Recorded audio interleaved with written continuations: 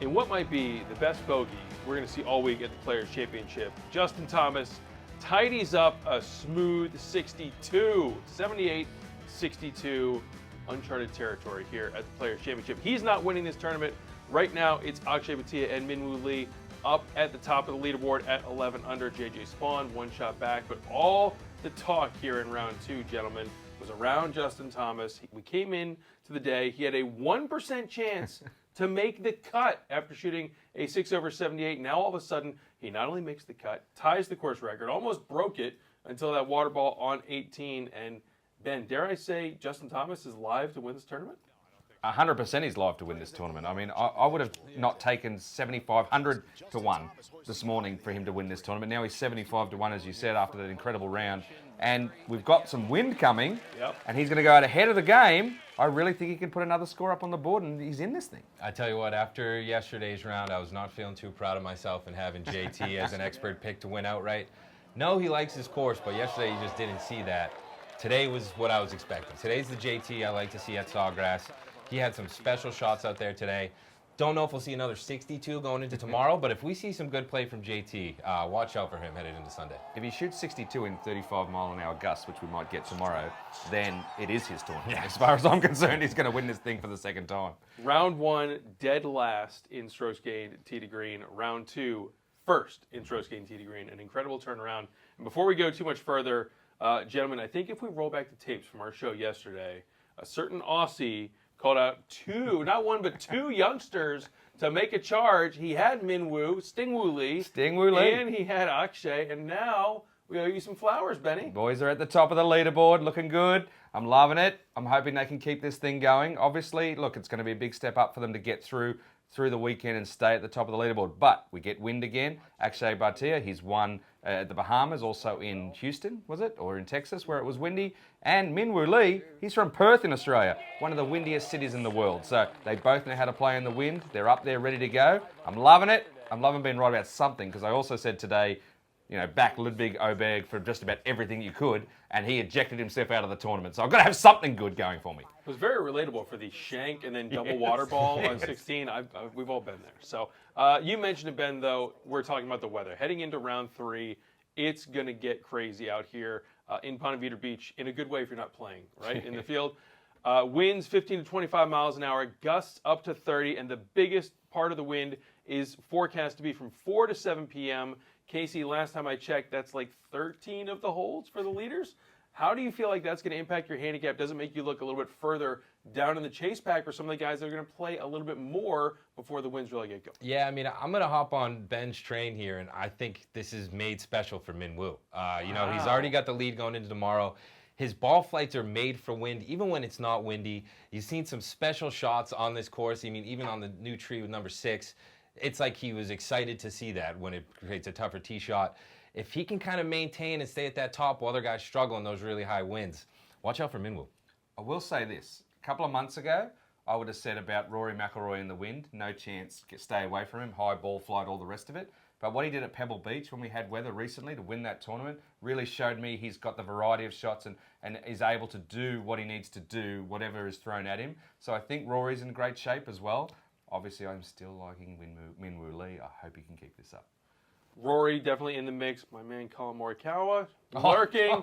He's no chance. No chance. No chance. He can't play in the wind. What are you talking about? He's the best ball striker on the tour. Yeah, but in the wind, when this gets up, I reckon he ejects tomorrow. And also, side note, he's got this side stuff going on with the fans and with some journalists about what he owes and doesn't owe. I think that's in his head. Yeah, that's He's what I'm talking at, Ben. Ignore the wind, ignore the play. It's all the mental game with Colin right now. He wasn't even asked about it in his press conference. He just gave a closing statement about his stuff he's got going on, all his controversies off the course. If that's what's top of mind as he finishes up his presser, after having a great round, being in the mix, little concerned about what he's going to have on his mind going into the weekend. Hopefully, he just locks in on the golf and he's not giving us more closing statements at the end of each presser. Let me get back to your point, though.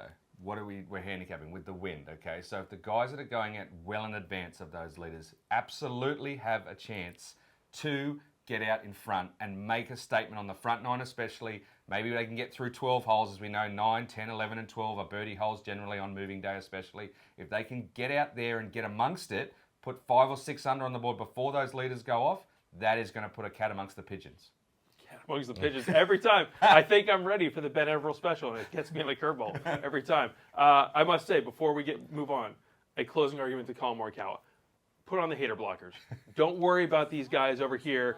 Focus on what you're doing. I'm a little concerned about 48th stroke gained approach. That's supposed to be a strength. We need that to get a little bit better, especially if the wind blows tomorrow. But plus 1,400 pre-tournament, sitting out plus 400 and entering round 3. I like what I see, even if these guys want to be haters. I'm really hoping the end of his flash interview tomorrow, he says, to the Casey Johnsons of Golfbet of the world. And, he proves me wrong. That'd be great, because I don't want to see the mental side affect him. Go out there, play the golf we know he can play. Not just the mental side effect of that, the mental side effect of last week. That's still there too. I think we can all agree as we look at the updated odds board here, one guy that is a little too short, right? Scotty Scheffler. He's won here twice in a row. He's in position to contend for the historic three-peat, sitting at 5 under. The leaders are at 11, but Ben, we saw him. He closed at plus 1,200 after the second round, already down to plus 1,100 at FanDuel. The money's still coming in on the chef. It's unbelievable. It's the wrong chef. Chef, the Minwoo Lee. He's the guy that's going to get it done. Got to go with that chef. But 11-1, it's just, I can't do it. I want to do it. I know what happened last year, but I think he has a real good chance to make a run through that. But we just talked about Justin Thomas. One shot behind Scheffler, 75-1. Or 11-1 on Scheffler. I'm taking the 75-1 if I'm going to go for a guy coming through. We can revisit Scheffler tomorrow and see where he sits. But look, he hasn't really been striking it that well enough to think 11 is a good number at his current position and with the players that have been playing well ahead of that. Yeah, the Scheffler odds numbers, this movement we're a part of it's kind of funny to watch. I mean, so far back, incredible odds for him. Don't be dumb. Don't hop on that right now. Let's see how it turns out for him. I mean, even today, he played well, but he had a couple short missed putts. He had a couple bogeys out there that could have been pars, could have even been better. So, yeah, if you're hopping on those odds right now, I don't know about that. I'm with Ben. I'm taking a piece of Justin Thomas at 75-1. I think that he might be the right kind of crazy this week. I mean, what we've seen out of him has been just absolutely polar opposites. And anytime you're coming in off a heater, Ben, you mentioned this before we got going. Yes. He shot that 59 at the Sony Open, and we look historically, it's so hard to follow a low round with another low round, but Justin Thomas has some track record having done that. This is his second round with 10 or more birdies at the Stadium course. There's some reason to think maybe take a little bit of a sprinkle here, and he's going to keep it going. I know there was a stat at one point, I don't know it exactly, but there was a stat out there that he had the most rounds under 64 on tour for quite a long section of time. He knows how to go low. Like you mentioned, when he shot 59, I believe it was a 64 or 65 after. Of all the players that shot 59 before the final round of a tournament, his bounce back round after it was the lowest of all of them. So with that being said, I think he can maintain. Look, is he going to shoot 62 again? No, he's not. But he gets to go. Yeah, well, he gets to go out early. He gets to go out early. He gets to set a mark. That's the other thing. He gets to make the others nervous. Like if Minwoo Lee is starting and he's got Justin Thomas already one behind him, that's something he's thinking about, right? It makes Minwoo feel like he has to play aggressive. So we're going to see what happens from here. Yeah, JT had a ton of swagger about him today too. I mean, he's walking in putts on 17, chest out, looking at the crowd, just kind of his strut. You saw it in his strut. So if he comes out tomorrow with that kind of swagger, and not only that, with where he's positioned, he can go get it. He can go chase some pins down. Those first couple shots fall close, and he gets that confidence right back. Watch out.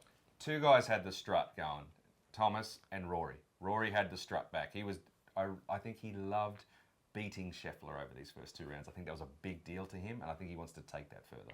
I'm certainly glad none of us here stood here last night and said to fade Rory McIlroy and that he was conjuring some magic beans, shooting a 7 birdies and 4 fairways. He can't keep that up. So that was a really good I'll let you off the hook for a minute, let's revisit this at the back 9 on Sunday, all right? The scar tissue is there. I'm right there We'll see it then. Back 9 Sunday, Rory. Prove me wrong. Bring it home. All right, before we get going here, you mentioned, Ben, I'm with you of looking at the chase pack more than I normally would heading into the third round of a leaderboard like this, in an event like this. The weather is clearly going to play a factor. So we've talked a lot about Justin Thomas. Is there anyone else on the board that's lingering a few shots back that you say, I need to get this guy in in-play markets? Well, again, we talked about Scheffler. The odds aren't there. Other guys that are there were some names. Cantlay was there that you can start to think about because you're getting a little bit of juice. Look for names that are in that 4-5 under range that are going to go a little earlier than the leaders if you think there's going to be a chase. This is the course for the chase. Even without the weather, it's the place where you can go super low. You can shoot 6 under on the last 6 and you can get things really going hot like Ricky Fowler did when he won. So if you want a chase market, they're there this week. It's not one of the front runners only courses. Things can happen. I like Tommy Fleetwood lingering back Yeah. there. I mean, yes. There we go. big 6-under day today. I know it's tough to pick him in such a big event when he doesn't have that breakthrough win. Why not get the breakthrough win at a tournament like the Players? If he follows up a 6-under, you know, that's got to be feeling good after just a 1-over opening round. Come into Saturday, still in the mix. Tommy can play in some wind. He follows up with another good round. Let him get a little confidence. Watch out for Tommy Fleetwood. So basically what we've had here is you and I have said yes to everyone except Colin Morikawa, right? Yes. That's what we've done. It's okay. And Scotty Scheffler. And Scheffler's too far gone. I will say Tommy Fleetwood, the top liability for the top 10 market pre-tournament at ESPN Bet. So a lot of people liked Fleetwood. Maybe they didn't like him for the win. This could be a huge breakthrough if he's able to get it. I'm going to throw one more name out at you guys before we go. Leading in strokes gained approach through 2 rounds. Maybe it's because he had Gronk heading for him earlier this week with Golfbet channels. Will Zalatoris, flying very much under the radar at 8-under, plus 1,800 in the outright markets. Only one PGA Tour win, but certainly the type of caliber player. We've seen him play so well at the majors. He definitely has the stuff to get it done, right, Ben? A couple of years ago when you saw him in the mix against Scheffler at API, right? Like that's the sort of similar setup that it had. Obviously, Scheffler came from behind and won that event. But I do think Will Zalatoris is building to something. He's not giving his best every week that he tees it up, but every now and then he's showing us that what he used to be and what he was before the surgeries, before the injuries. I think that he's sneaky there. He's absolutely a sneaky sleeper right there. He's doing I feel like he's way better option for instance than say a JJ Spawn after that last putt. Okay, all right. Yeah, Will could be scary coming into this weekend. I mean, you mentioned the shoot earlier in the week.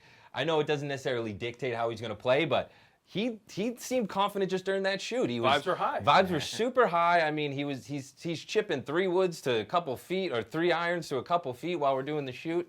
I mean, he had it all going even with stuff he shouldn't have had going. So I really like Will, and just he seems like he's getting more comfortable in being Will Zalatoris again. He's been through a lot with the injury, some ups and downs, but we're starting to see more consistency out of him, and this would be a cool way to see him come back. Is he in Happy Gilmore too as the caddy, or what's happening there? I guess we're going to find out soon enough. Listen, it's going to be so fun this weekend here at TPC Sawgrass, especially in this 3rd round. The winds are going to be up, the fans are going to be blowing, and the carnage might be creeping in on some of the best players in the world. Stay tuned to Golfbet all weekend long for all the latest news and updates.